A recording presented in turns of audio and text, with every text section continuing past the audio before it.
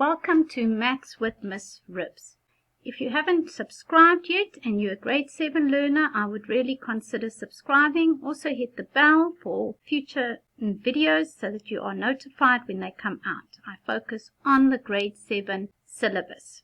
So in today's video we are going to be looking at adding and subtracting integers. Now I teach this without the use of a number line.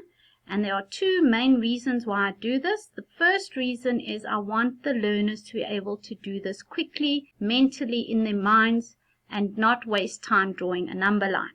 The second reason is you're going to start using bigger numbers. So when you have numbers like 50s and 30s, you can't be drawing number lines going up to the number 50 or 100, etc. So I don't teach integers or adding and subtracting integers with a number line. Before we go on, let's just quickly revisit and relook at what are integers.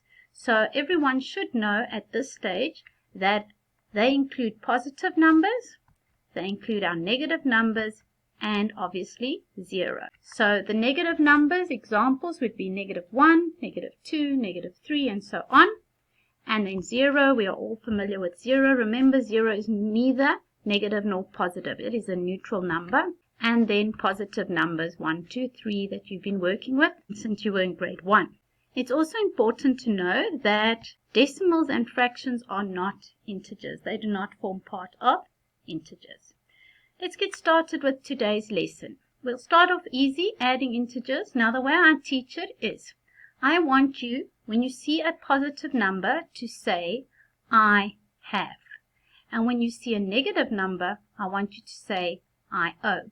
So we're going to look a little bit crazy. We're going to be talking to ourselves while we do the sums, but I promise you, you'll get this right, and soon it will just be super easy. So let's do the first example. So I've got a -2, and I'm adding it to a -5. So in your mind, you say, I owe 2, so think about money. I owe 2 rand, and I owe 5 rand. So if you're owing 2 and you're owing 5, well then you're going to be owing 7. You have no money and you only owe 7 rand. So it's -7. So let's do a few more examples. I have -3 plus a +7. That means I owe 3 and I have 7. So if I'm owing 3 and I have 7, I'm going to pay the 3 rand that I owe, and I will still have money left over, right? I'll have 4 rand, a +4. Let's look at B. Speak to myself. Tell myself a little story. I owe 8 rand I owe, and I have 7 rand. So I'm going to pay the 7 rand, but I am still owing money. I still owe 1 rand. So the answer, because I still owe, is -1. Go to a third example. I have 5 and I owe 7. So I have 5 rand, I owe 7 rand. I'm going to pay my 5 rand that I have. And now I'm still owing money. I don't have any money left. I had 5 rand. I gave it all. And I still owe 2 rand. So it's -2. Let's go to D. Our last example. This time I'm owing 9 rand and then I'm owing 2 rand. So the total of what I'm owing, because I only owe money, is 11. So -11. Now I'd like you to try these on your own. So at this stage, if you can, pause and try and work these out, write them down somewhere, and I will then reveal the answers. So once you've completed them, then press play again and check to see if you're getting them right. Okay, so the first one you should have got -20. For B, you would have got a positive because you have more money than what you owe. You only owe 2, so you have a +27. The next one, I'm owing a lot of money. I only have 1 rand. I pay my 1 rand, I still owe 34 rand if I think in money. And the last example that I asked you to try out on your own, you owe 8, you have 17. So in your mind, you know that you have more money than what you owe. So your answer is going to be a positive number, and it's going to be +9. You still have 9 rand. So that's pretty simple. That's adding integers. I hope that makes sense, and I hope it's easy for you to understand. Now, the next thing is subtracting integers, and this is a little bit different because when we subtract integers, we have to add the opposite. So, for example, if I say I owe 15, then you can't say and, because there's a negative sign here. And then you owe 10, so you can't say and. So we have to change that to a positive sign. So what happens is you've got to change that to a positive, and if you change that, you have to change the next number as well. Okay, so if it was negative, you're changing it to positive. Now you can say and. I owe 15 and I have 10. I'm going to pay the 10. You're still owing 5, negative 5. So the little saying that I remember is KCC. KCC stands for keep this sign, keep it as it is, change the second sign, and change the integer that you are supposed to be subtracting. So keep, change, change.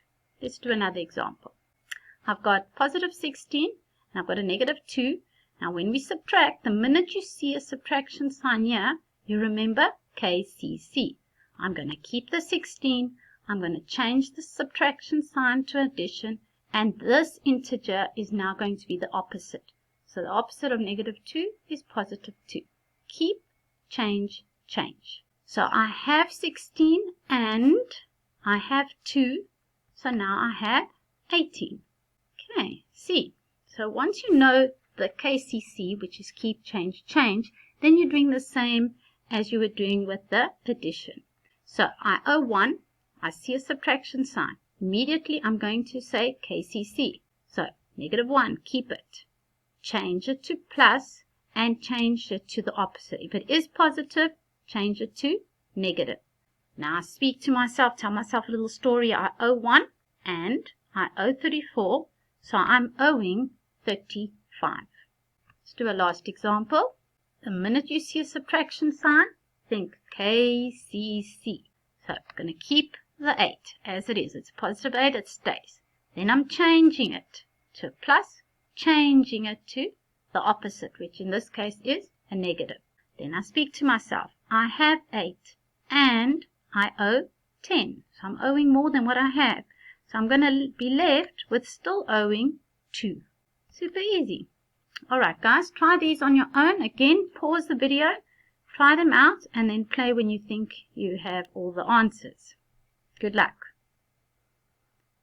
Okay, let's see how you did. So for the first one, you would have got you owe 33 and you have 3, so you would only be owing 30.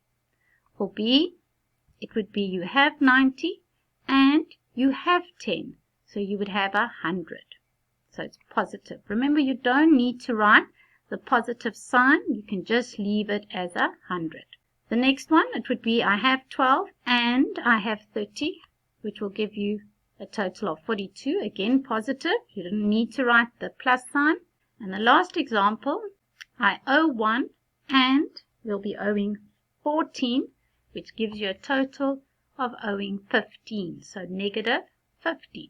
So I hope that makes sense to you guys. Please comment, tell me if you understood, and if there's any other lessons you'd like me to do, please would you write it in the comments. Look forward to seeing you next time.